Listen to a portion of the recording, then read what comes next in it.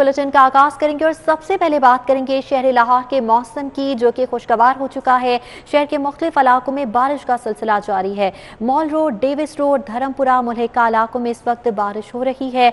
सदर cantt, Shami road, Sarwar road और मुल्हिका इलाकों में भी इस वक्त बारिश का सिलसिला जारी है। बारिश के साथ ही तेज हवाओं ने गर्मी का जोर भी कम कर दिया है और हब्स की शिद्दत में भी कमी आ चुकी है। आज सुबह के औकात में सूरज चमक रहा था और गर्मी की शिद्दत में इजाफा देखने में आ रहा था, मगर मौसम ने करवट बदली है और इस वक्त शहर के मुख्तलिफ इलाकों में बारिश का सिलसिला जारी है और बारिश के बाद बागात के शहर का मौसम भी खुशगवार हो चुका है। इस वक्त जो है मुख्तलिफ इलाकों में कहीं हल्की तो कहीं तेज बारिश का सिलसिला जारी है। Mall road, Davis road, Dharampura और मुल्हिका इलाकों में बारिश हो रही है। इसके साथ साथ सदर कैंट, शामी रोड और सरवर रोड के मुल्हिका इलाकों में भी बारिश का सिलसिला जारी है और मौसम को इंजॉय भी किया जा रहा है अपने अपने अंदाज से। मौसम के हवाले से बात की जाए तो आज सुबह गर्मी नज़र आ रही थी और सूरज भी निकल रहा था, लेकिन मौसम ने करवट बदली है और अब बागात के शहर का मौसम सुहाना हो चुका है। खुशगवार हवाएं चल रही हैं और इसके साथ साथ मुख्तलिफ इलाकों में बूंदाबांदी का सिलसिला भी जारी है, तो कुछ मकामात पर तेज़ मूसलाधार बारिश भी हो रही है और बारिश हब्स का जोर टूट चुका है। ना सिर्फ इंसान इससे खुशगवार मूड में नज़र आ रही हैं, बल्कि चरिंद परिंद भी बारिश के बाद जो है उनके चेहरे भी खिल उठे हैं और शहरियों की जानिब से भी मौसम को अपने अपने अंदाज से इंजॉय किया जाता है। गर्मी का मौसम हो और अगर अचानक बारिश हो जाए तो मौसम खुशगवार हो जाता है और साथ ही साथ शहरियों का मूड भी जो है वो खुशगवार हो जाता है। इस वक्त शहर के मुख्तलिफ इलाकों में बारिश का सिलसिला जारी है। Mall road, Davis road, Dharampura और इसके साथ साथ सदर कैंट, शामी रोड और सरवर रोड के मुल्हिका इलाकों में बारिश हो रही है। बारिश के साथ तेज़ हवाओं से गर्मी का जोर भी टूट चुका है और खुशगवार मौसम की वजह से शहरी जो हैं वो अपना काम भी बेहतर अंदाज से कर पा रही हैं और मौसम को भी भरपूर अंदाज से इंजॉय भी किया जा रहा है। शहर के मुख्तलिफ इलाकों में इस वक्त बारिश का सिलसिला जारी है। चंद मकामात पर बूंदाबांदी हो रही है, तो कुछ इलाके ऐसे हैं जहां पर इस वक्त मूसलाधार बारिश का भी सिलसिला जारी है। महकमा मौसमियात की जानिब से इस हवाले से पहले ही पेशगोई की गई थी कि बारिश का नया स्पेल जो कि शहर लाहौर में दाखिल हुआ है वो कुछ दिन यूं ही बारिश बरसाता रहेगा। कभी धूप होगी तो कभी बारिश जो है वो बरसेगी।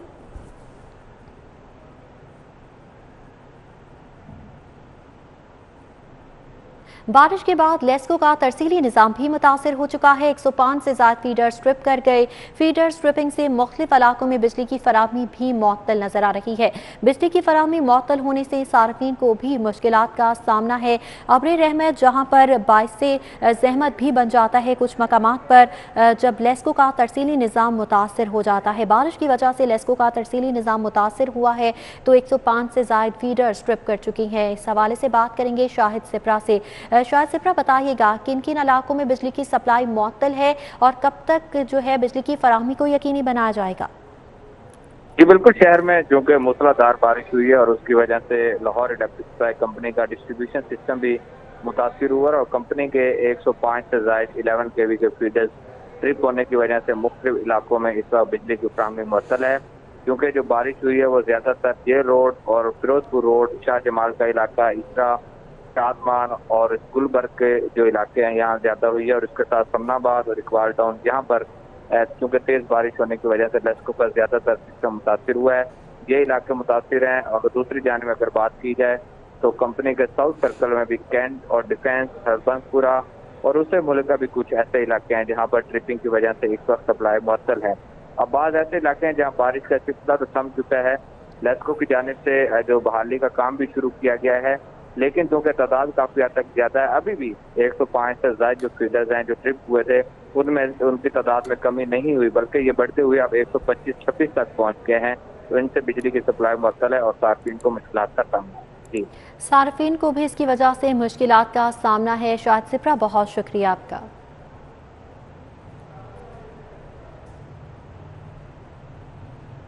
शहर के मुख्तलिफ मकामात पर बारिश हुई है। सबसे ज्यादा बारिश मुगलपुरा में 38 मिलीमीटर रिकॉर्ड की गई, जबकि जैकब रोड पर 24 मिलीमीटर, एयरपोर्ट पर 1 मिलीमीटर, गुलबर्ग में 29 मिलीमीटर, लक्ष्मी चौक में 10 मिलीमीटर बारिश रिकॉर्ड की गई है।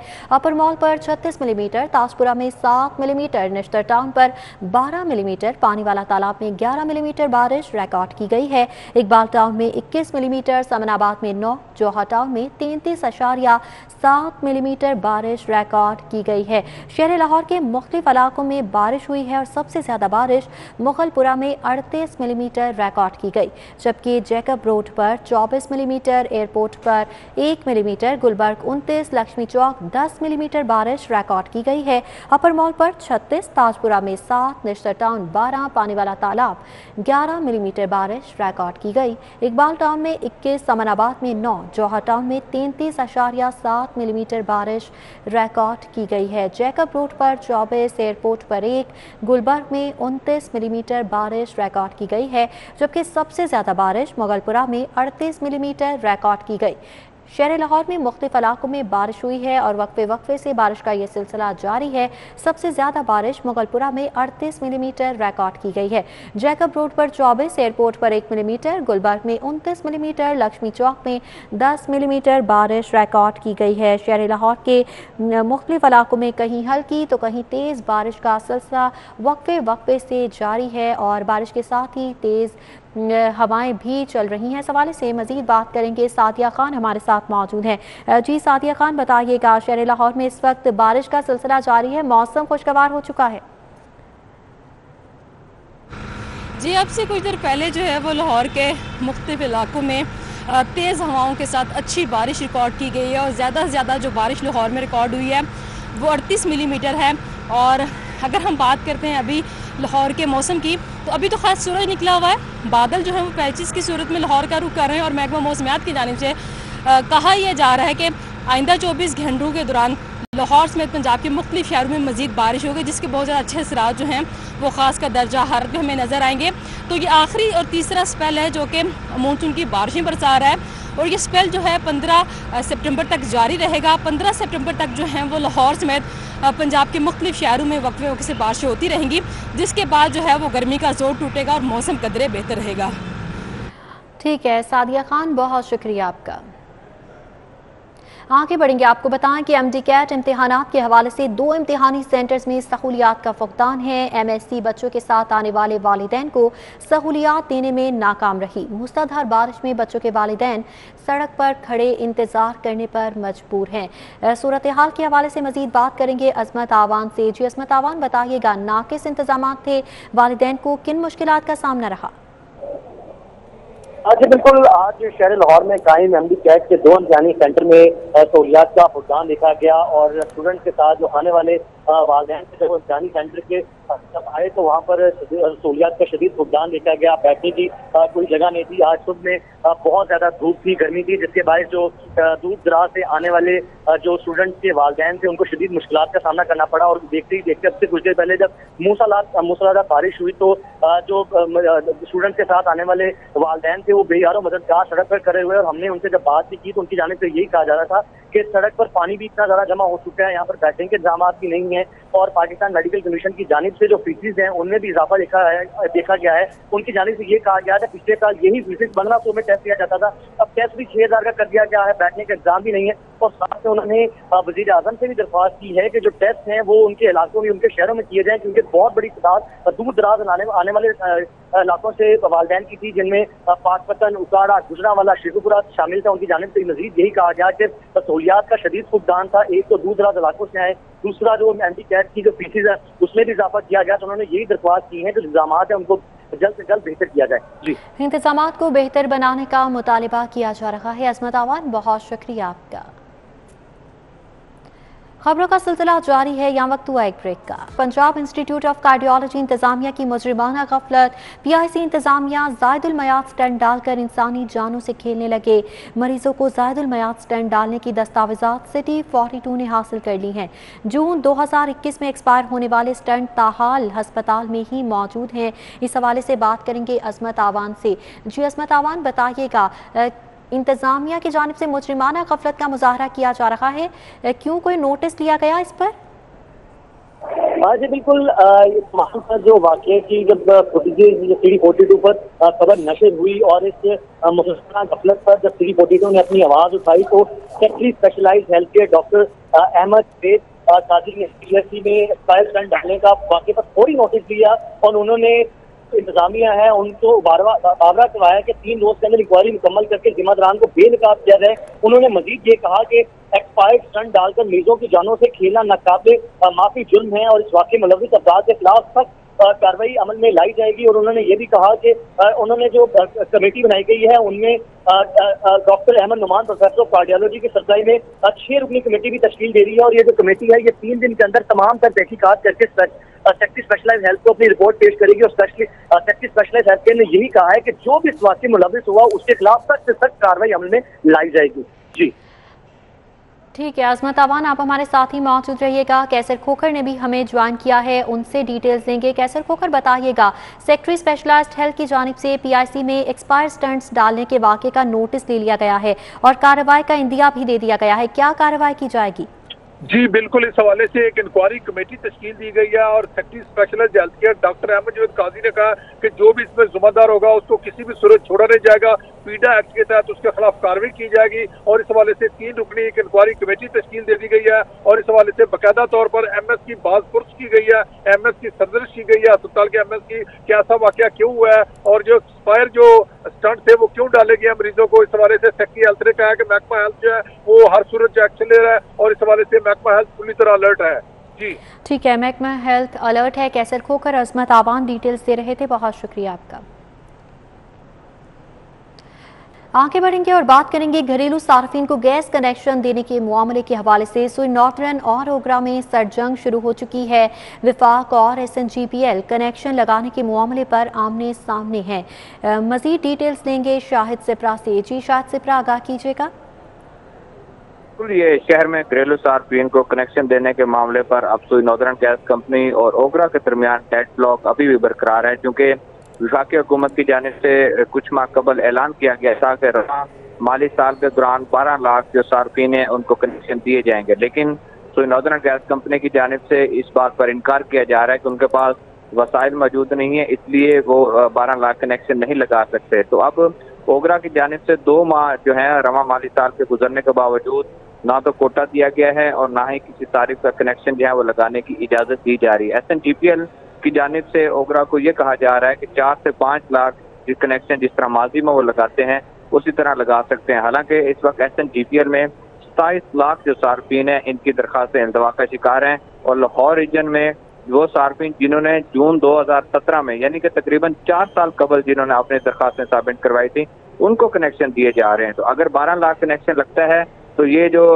पेंडेंसी है ये कम हो जाएगी और सार्फिन को भी फायदा होगा, लेकिन SNGPL की जानिब से वसाइल का ना होने का बहाना किया जा रहा है, जिसकी वजह से सार्फिन के कनेक्शन मजीद अल्तबा का शिकार होते दिखाई दे रहे हैं। जी ठीक है शाहिद सिप्रा, बहुत शुक्रिया आपका।